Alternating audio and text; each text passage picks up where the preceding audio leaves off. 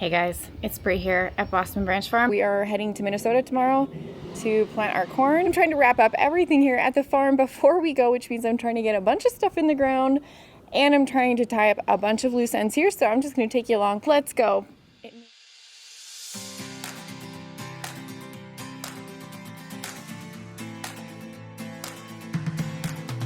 This season, we're proud to partner with Advancing Eco-Agriculture, providing regenerative solutions for growers, and greencoverseed.com. If you're new around here, you might not know that we are actually working on farming some of our home farm in Minnesota, and we're trying some new things out there in an effort to try to make the soil a little bit healthier. What I would love to do is to be able to not only do it in a way that requires less chemicals and less inputs, but also gives more dividends to the farmers. I'll be telling you guys more about that over this coming week and kind of how we're doing that. We are super excited to be working with the companies that we are on this. So Green Cover Seed and also Advancing Eco Ag are both working and partnering with us on this project. We're so thrilled to be doing that. So taking you guys along, of course, we'll be doing a lot, showing you what we're doing out there. And in the meantime, I need to get our peppers in first. So it's a little bit early for me to be planting the peppers. Our soil temperatures are still a little bit chilly. And remember, in general, soil temps usually run around 10 degrees cooler than air temperature. So yes, they're still a little bit cold, but I don't have a ton of choice because if I don't plant them now, there's a pretty good chance that they'll dry out in my greenhouse with how hot the temperatures are. So I'm gonna go ahead and get them planted. I've got the bed all prepped. I'm gonna be putting them in here. We have broad forked it, but these peppers aren't really gonna need a whole lot because I planted them in the wood trays, and I planted them in the wood trays with the wool on the bottom. So if you guys haven't watched that video, I'll link it down below how we use these wood trays. And then in the bottom of this is a nice layer of wool, and then we've got our potting soil on top of that. So you can see how big and healthy these peppers are. I mean, they're really gigantic.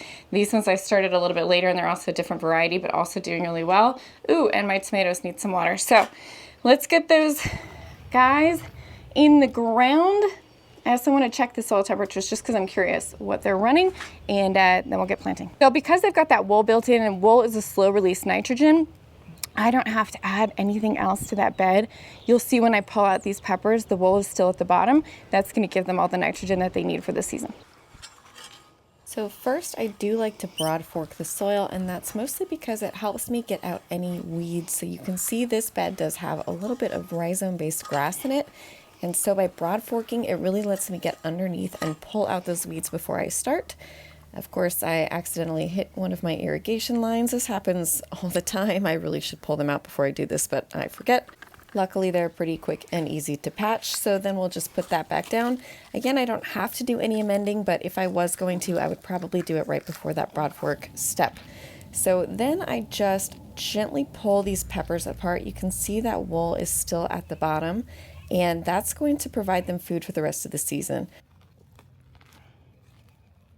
Now, sometimes some of the wool is not present at the bottom. Either the plant already used it up or just there wasn't enough down there. So if that's the case, you could always just put a few pellets of alfalfa down there, or you could use our alfalfa fertilizer. I will put the link down below for that. All right, I'm going to give a quick hand wash here and then on to the next task, which is going to be mulching. So because I'm going out of town and we're forecasted to have some pretty high temperatures, I like to get some mulch down first because that's going to help keep my plant's soil cool, especially these Lisianthus, because it's going to be pretty warm. Lisianthus can tend to rosette if they get too hot when they're in a small stage.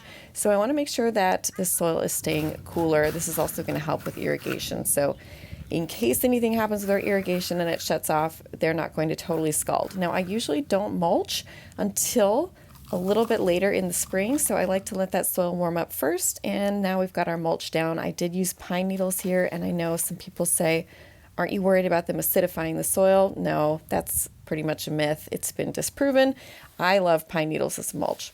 All right, on to the next task. We've got to uncover our dahlias. So we do overwinter our dahlias here in my zone 5-6, even though technically they should rot and die. We put a lot of leaves on top to help keep that from happening. So in the spring, right around last frost, I have to start clearing off that mulch. So what I do is I just slowly pull those leaves off and expose the dahlias. You can see they've already started to sprout here.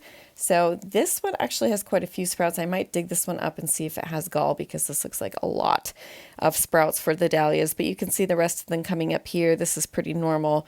Sometimes they're a little bit white if I've been a little bit late on uncovering them. Like these ones, they need some sun, so I'll kind of slowly uncover them so I don't expose them all at once to the sun and the elements, because obviously that could be bad for these tender little shoots. But all in all, a successful dahlia overwintering year, so I'm pretty happy about that because it saves me so much work over the winter. All right, next we're going to move on to cover crop termination. So you can see this hairy vetch that we planted in the fall is ready to terminate, and I know that because it's got those little purple blossoms on it. So that's the best time to terminate this one. This is my favorite cover crop for making a nice thick mulch layer.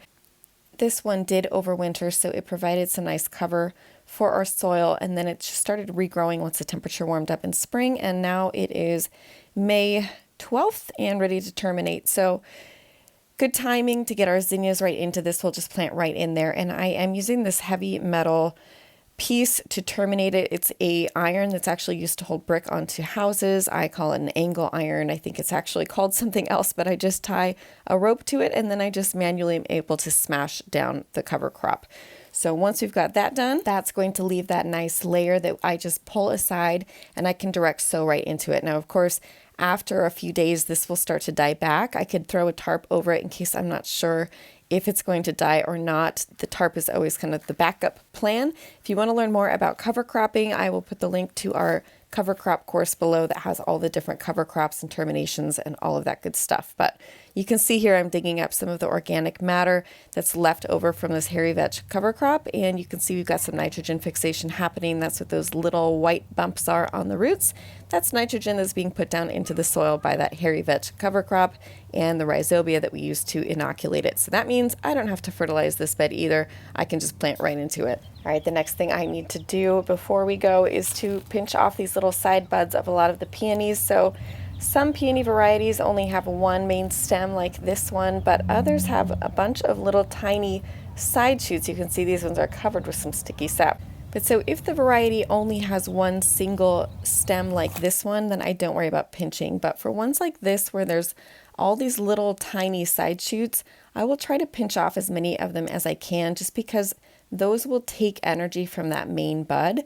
So if I want those big peonies for cut flower production, I will pinch off these little side buds. Whew. All right, guys. The only thing I did not get to is seeding the zinnia row, which I was hoping I would get to tonight, but I didn't, and that's okay because it's still a little bit early in the season to be seeding zinnias. Again, I usually like to wait until the soil temperatures are a little bit warmer because I do find that that helps with that powdery mildew. So I'm going to do my first sowing probably when I get back right around end of May, early June, and then I'm going to do another sowing actually in early July.